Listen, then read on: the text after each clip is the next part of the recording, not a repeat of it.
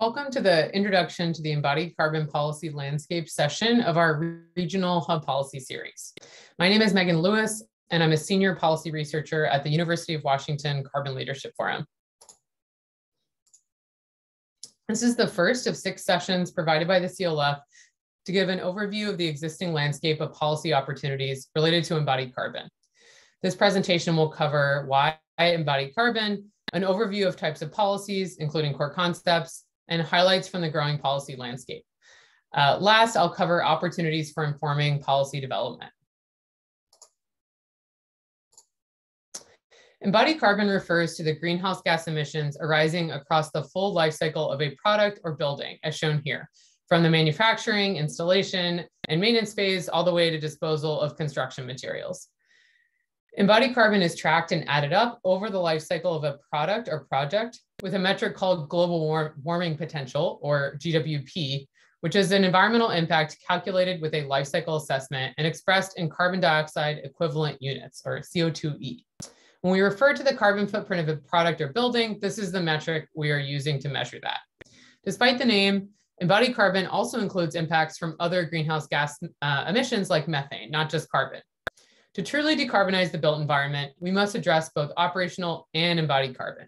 I'm going to quickly cover a few key reasons why addressing embodied carbon is such an urgent and critical issue to achieve global climate goals. Reducing embodied carbon is key to addressing both global industrial and building sector emissions. When we look at global in-use greenhouse gas emissions, such as the pie chart on the right, the industrial sector is the largest sector of emissions at about 30% of global emissions. And it's also the hardest to abate emission sector, which just means that it takes high temperature heat to process materials. Just generally, the emissions from these production processes can't be addressed with existing decarbonization efforts like electrification without significant innovation.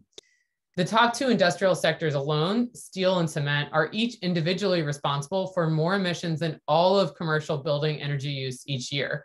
And a significant portion of the materials produced by these sectors are used to build buildings and other infrastructure. Reducing embodied carbon through policies that impact design and procurement, rather than those directly targeting manufacturing facilities, for example, broadens the solution space for reducing emissions to the entire design and construction supply chain, while avoiding emissions outsourcing and creating a market demand for low carbon products and designs.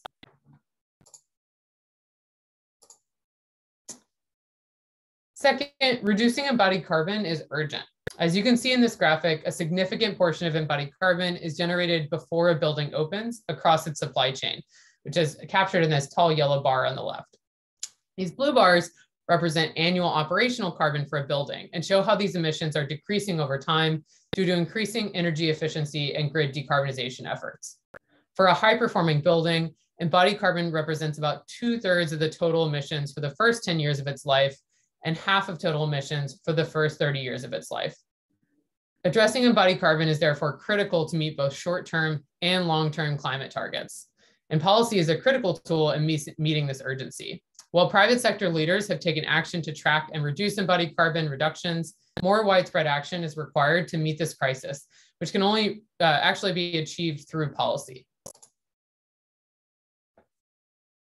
Third, it's very important to remember that embodied carbon disproportionately impacts frontline and fence line communities in the US and globally. When we work to reduce embodied carbon, we are working to eliminate the environmental and public health burden placed on communities that suffer most from the global impacts related to climate change. Citizens also suffer local and regional consequences related to embodied carbon, such as health, acoustic, and other environmental impacts from manufacturing facilities and site machinery, congestion, accidents, and health-harming emissions like smog and diesel that are due to material and waste transport, as well as loss of natural resources like clean water and loss of areas for healthy recreation because of landfills and mining and other resource extraction sites. Tracking embodied carbon gives us the opportunity to address other supply chain concerns that intersect with embodied carbon, such as health and labor conditions in manufacturing facilities. Whether American communities or global communities in American supply chains are suffering, we are accountable for these negative and sometimes deadly health and climate impacts. On the flip side, reducing embodied carbon can therefore provide regional and local benefits through increased health from less air pollution and cleaner water, increased access to natural resources and recreational areas that are no longer being used for resource extraction or landfills, and access to new or potentially better paying jobs, such as green manufacturing or new circular economy jobs related to deconstruction and reuse, among others. Next, I'm going to dive into the what, where, and who of the current embodied carbon policy landscape. There are a number of strategies and tools already available to achieve significant reductions in embodied carbon. The top part of this slide highlights how these opportunities shift throughout the design and construction process. For example, early in the project, starting here on the left, it's still possible to make large project level decisions that can have a large impact on embodied carbon, such as reusing buildings rather than demolishing and building new, or designing more material and structurally efficient buildings. There are a growing number of early design calculators that can help estimate the relative embodied carbon impact of different decisions in the space. As the project progresses, it's possible to use more detailed tools that pull information from Revit and other modeling software. This is where whole building life cycle assessment, or whole building LCA tools, can be helpful to compare and select lower carbon systems and assemblies. If you want to learn more about these types of tools, I recommend our CLF AIA Architect Toolkit. Our webpage for that has a summary of live tools where you can learn more. In the procurement phase, which material is going to be used, the type of material has already been selected, and the contractor is in coordination with the design team to finalize which manufacturer and product will actually be installed on the project. During this process, EPDs can be used to compare within a type of product. So for example, you could compare EPDs from different carpet manufacturers, or you could compare EPDs for different concrete mixes from the same manufacturer. All are helpful in selecting the lowest carbon version of the selected product type. Choosing lower carbon materials or systems, particularly if they are a newer material that the design and construction team is less familiar with, does require additional coordination between architects, engineers, consultants, and builders. The earlier this happens, the better for any of these strategies. But for some, it's really important to integrate those decisions early into the design, or they essentially won't be feasible on the project. In reality, all these policy measures are influential across the whole design and construction process. But this issue of timing that I just described is why we've highlighted that certain policy measures are better suited to incentivize strategies at different points in the design and construction timeline. So for example, zoning and other city regulation or incentive programs influence design teams early in the process. And therefore they have more leverage over incentivizing things like adaptive reuse or use of carbon storing structural or envelope materials that may require more coordination and design integration. This doesn't mean that they can't still influence procurement. It's just that they're uniquely suited to impact some of these earlier design strategies. We're going to go in deeper into each of the policy measures summarized on this slide in the next 5 sessions of this policy series. In addition to different types of policies or policy measures like code or zoning that were described in the last slide, there's a spectrum of policy instruments ranging from awareness to full regulatory approaches. At the CLF, we've observed that in the last several years, embodied carbon efforts have shifted from just raising awareness or having voluntary goals and certifications to showing up in incentive programs, and most recently to required disclosure of environmental and other data and regulation of embodied carbon through performance standards and other new requirements. Embodied carbon public policies can come from a variety of different levels of government, and each has its own opportunities and restrictions. For example, international environmental agreements can encourage ratifying countries to take action on embodied carbon, but have limited ability to actually force compliance. Federal policy is uniquely suited to fund research to promote new technologies, to support national data sets, and to lead development of industrial policy. Whereas states have greater control over building regulations through building and energy codes and are responsible for the development of road and other infrastructure construction like bridges. And additionally, states are often the testing grounds for federal climate and other types of policies. And last, but very much not least, local policies have a unique opportunity to influence the design and construction of buildings due to their greater control over local zoning, land use, and other building regulations that are mostly out of jurisdiction for state and federal government. Cities are also where the majority of new buildings are built. And so this is another reason that they have a unique opportunity to influence that source of embodied carbon. The notes on this slide are most relevant to policy in the US and Canada, which are more decentralized than other regions. But the same holds true in other regions, that there are different opportunities at different levels of government. The last thing I'll cover in this section is that when designing a policy, it's critical to ensure that the policy both targets and benefits its intended stakeholders. For example, does the policy intend to impact architects and engineers in the design process, or does it intend to impact manufacturers who are creating materials? Who is responsible for leading compliance of the policy? So sometimes that's not the same as the stakeholder that's targeted by the policy, like a policy that targets manufacturers, but may actually require contractors to lead the compliance by collecting data from those suppliers. Similarly, what government agency or other official is responsible for verifying that stakeholders are complying? And do they have the technical and economic capacity to support the policy, or would they benefit from additional guidance and support? Sometimes stakeholders are less obvious. So for example, individuals participating in the development of product category rules and EPDs are impacted by the development of policies that use EPDs, as they need to be aware of how those tools are being used in policy when they are updating these standards.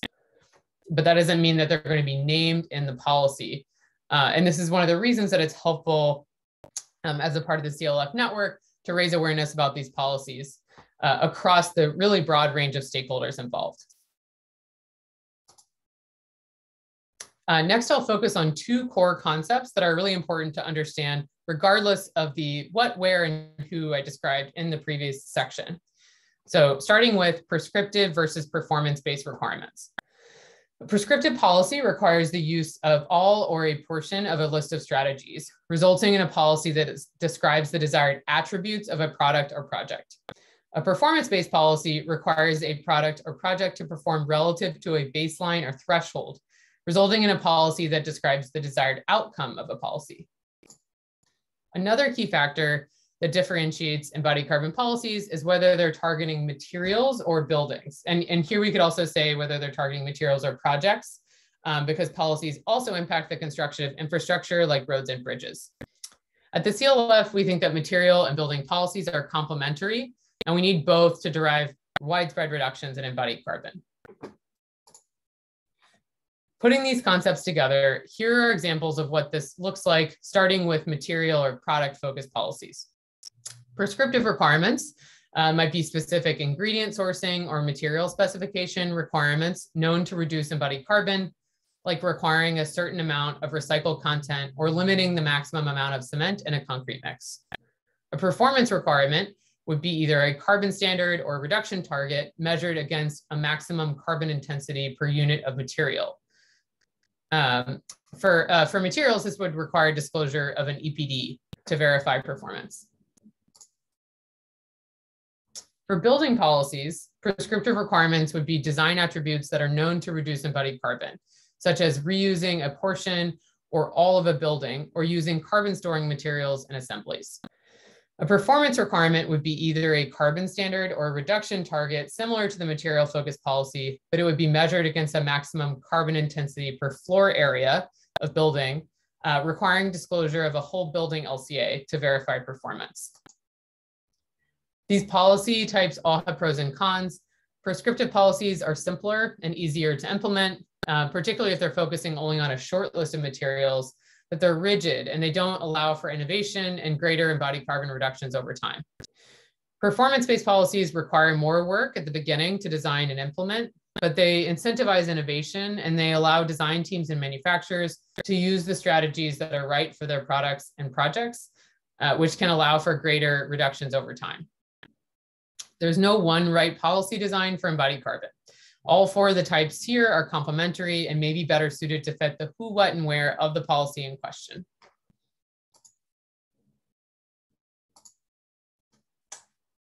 The landscape of embodied carbon initiatives and policies is growing very quickly.